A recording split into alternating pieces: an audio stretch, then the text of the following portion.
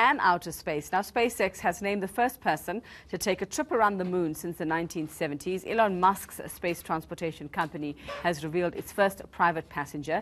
Japanese billionaire businessman Yusaku Maezawa will head to the moon in 2023, taking the race to commercialize space travel to new heights. Musk wants to eventually fly humans to Mars. Well, our correspondent MacCarthy joins us from Los Angeles. We're talking about that, but we're also talking about the Emmys, and it's all over, the big night in television. Let's start with that, and then we'll go to Elon Musk. Mary, very good morning to you from our side. Now, just looking at the list of winners, it seems that a lot of favorites featured there, some old shows, but a lot of new shows as well. But Game of Thrones seeming to come up tops once again. Game of Thrones always there, a steady now on the Emmys for so many years, a HBO show, of course. But you said there's surprises and some unknown names, and one of those I got really excited about was the show that really did sweep the awards this year, The Marvelous Mrs. Maisel, which won for comedy series, also for lead actress in a comedy series and supporting actress. That's an Amazon show, only in its first season. The second season is due to come out soon. A female-driven show about a woman in the 1950s whose husband is a stand-up comedian, and she sort of knocks him out of that seat and becomes herself a stand-up comedian. It's absolutely brilliant.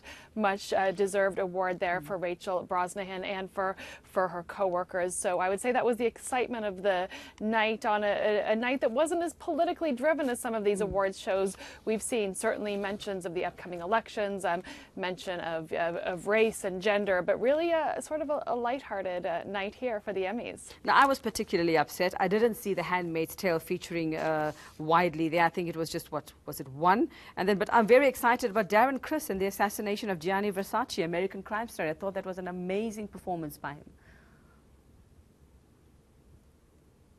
Amazing performance by him, and that'll really draw a lot of attention to that particular series. So yeah, like you said, lots of names and shows popping up that we haven't necessarily heard of. The big disappointment for me was Sandra Oh, who was nominated for a British series that she's starring in, Killing Eve, it's called. She's known, of course, around the globe for her role in Grey's Anatomy, for which she never received a leading actress Emmy nomination. And for this new series, Killing Eve, she garnered that, becoming the first Asian actress ever to be nominated for that top award.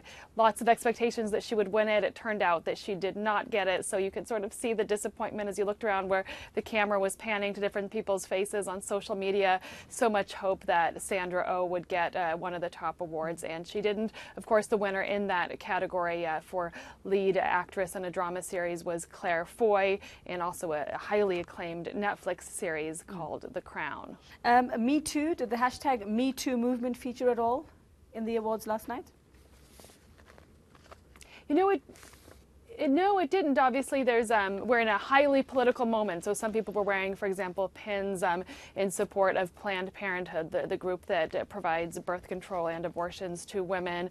Lots of references to both things like Me Too, but sort of lighthearted references. It was really, again, a step away from sort of the Oscars and the Golden Globes that were really, I don't want to say weighed down, but really defined this year by the hashtag Me Too. It didn't have that same feel at all. Perhaps when we get back to the Oscars again in a couple months, we'll hear more of that. But tonight had a different feel to it. All right, well, let's talk about something else now, Mary, which probably will be worthy of a movie or a TV series someday, and that's Elon Musk.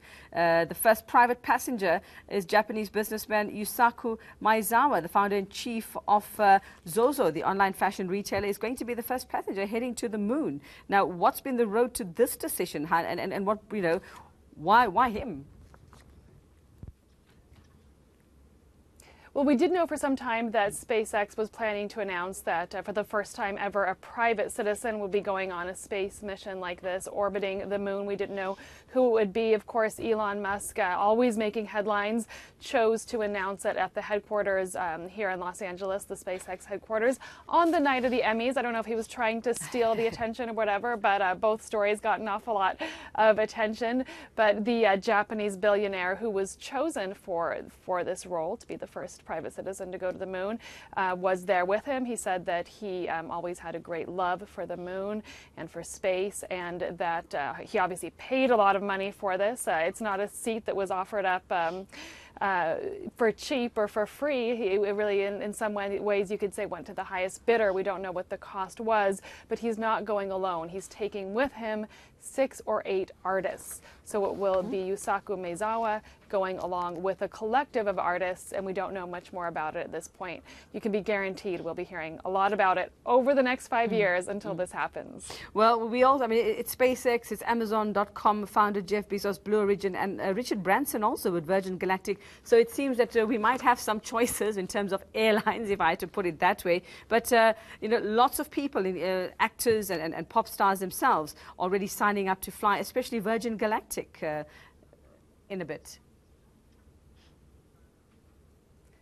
Absolutely, and there was a lot of speculation with this SpaceX announcement that it could be a celebrity or two who would actually be taking this historic space mission.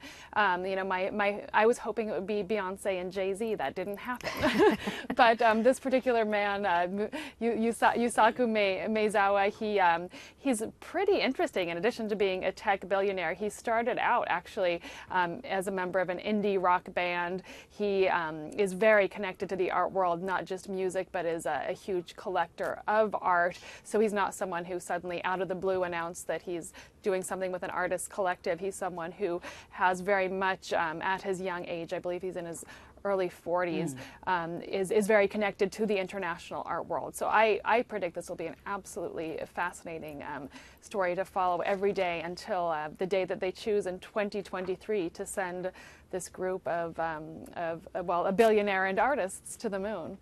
To orbit the moon. Well, I'm going to be very interested to see what his spacesuit looks like. I wonder if it'll be a polka dot bodysuit. Thank you very much, Mary MacCarthy. You need some rest, or I don't know if you're heading to an after party or two after the Emmys. Good luck with that one.